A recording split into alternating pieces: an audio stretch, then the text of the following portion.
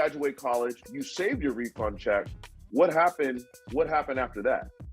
I had individuals around me that, I considered were doing well. I thought they were doing good, and they had things going on. And I'm like, well, and this is my thing. And I say this all the time. You only see what you know, right? Correct. So what you know controls what you see. Correct. Right. So being that I only seen certain things, that's all I knew. My brain only went one direction in terms of what I see in the world. All right, well, I know my guy from New York is doing well with DME, durable medical equipment. It's like wheelchairs, crutches, therapeutic shoes, things like that. And he was breaking down the game to me, not in the sense of mentorship, but just like, hey, this is something that you can do. I'm like, okay. So I tried to follow that path. I brought it to my state. He was from New York. I brought it to New Jersey. And, I was rolling. I wasn't rolling in terms of making money. I was rolling in terms of getting started, executing. And what happens is my refund checks that I was accumulating, they ran out. I had no more money. And the state requires you to stay open until they come and approve your location, and then you're able to start now receiving insurance as payment rather than cash. And most people use insurance for all medical use or medical products. So in that interim, I went broke. I had the storefront, I had an employee, I had overhead, but I had no income, no revenue to take, to pay. So that was my first lesson in the entrepreneur journey. And that's when my credit journey began. When that door closed, because I went to the bank, I tried to get a loan. It didn't happen. I sat in front of a bank rep, just like we're sitting, and I'm explaining myself. I'm giving them my whole heartfelt stories, and they don't care about all of that stuff. I mean, even if the person cares, the underwriter doesn't care. The underwriter looks at the numbers, the data points, and I didn't have it. So ultimately, I got denied. Once I got denied, I need to understand how people are getting approved. You can't tell me that banks are denying everybody. I did nothing wrong. Right. I got a store. I'm trying to do well. I'm fresh out of college. Why am I not getting approved for the loan? That doesn't make sense. How do you expect someone to make something out of, well, I guess it's not for everyone, right? I'm trying to make something out of nothing, and you're telling me because you have nothing, I can't give you anything. So what am I supposed to do? And that's where I had to figure it out. Yeah.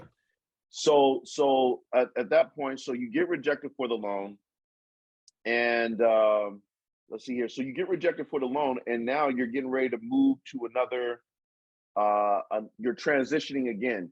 Is this where your business starts transitioning to focus more so on credit, or did you stay within the medical field still? Medical closed.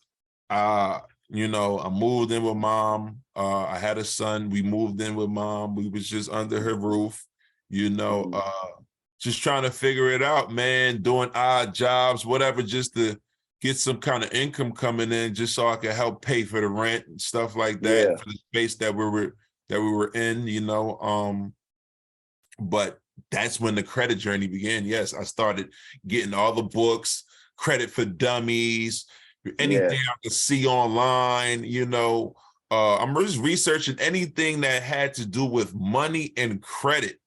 And then, over time, I would say I was doing the odd jobs and, picking up any kind of income that I could for like a year or two, man, until I'm like, hey, now I kind of figure it out, because I'm starting to get credit. My credit was A1.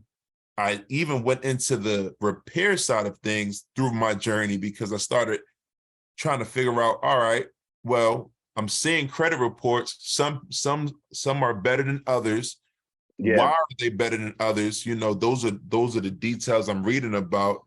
And, Yeah. you know, I started learning about charge-offs, derogatory marks, late payments, all of those type of things, which essentially affect how you get approved.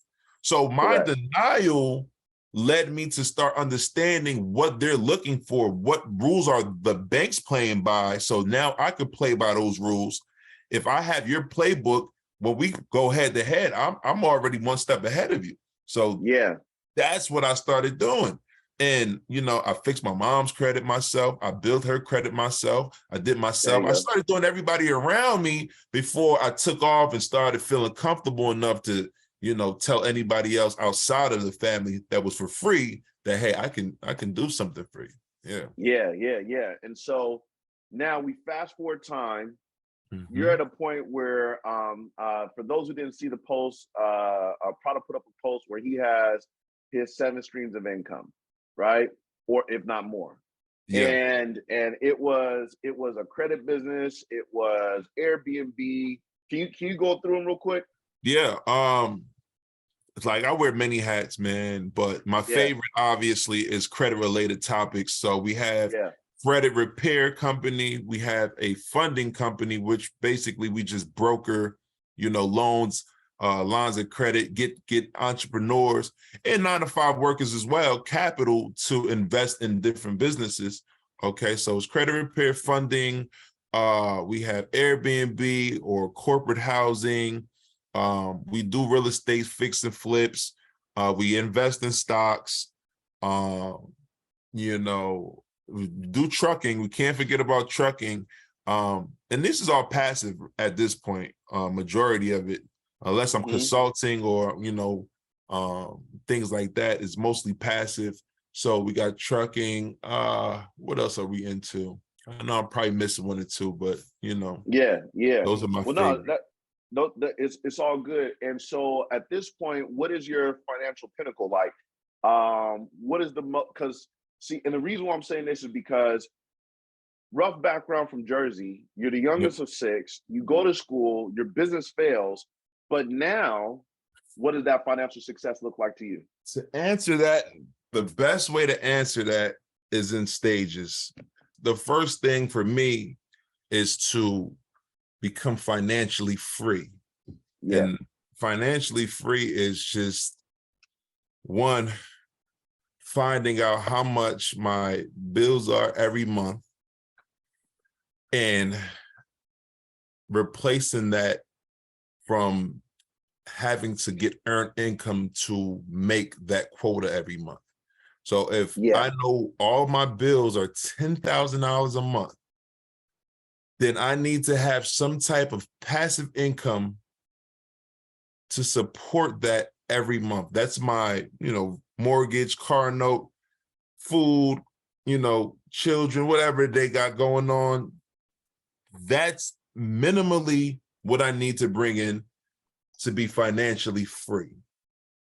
Gotcha. Now, the second stage of that is, well, how long can I do that for, right? Or how can I scale that to say, okay, let's just say today my passive income stops for whatever reason. Can I have enough reserve money to say I can live with that 10 grand lifestyle for at least 12 months, at least Hmm. 24 months, or however long? This is when wealth Hmm. starts, you know, the conversation of how wealthy you are comes into play. So if I'm not going outside of my 10K, you know, budget, well, how long can I live that lifestyle if everything stopped today? That's where your idea of savings comes in and everything else, right? So we Hmm. first meet the financial freedom of making the 10K. Then we want to make enough, whereas though if it ever stopped, how long could we maintain that lifestyle? And then ultimately, to answer your question, for me, I want to just be liquid in like, you know, $100 million to say, Okay. okay, you know, my family, my kids, like the kids, everybody, Go ahead and go those walk, baby. kids, the kids, everybody's going to be set once again if nothing else happens from this point on, we don't make another dollar, we'll know how to leverage this money that our father, our grandfather, our great-great-grandfather has accumulated, and we can make some things work with what he left behind.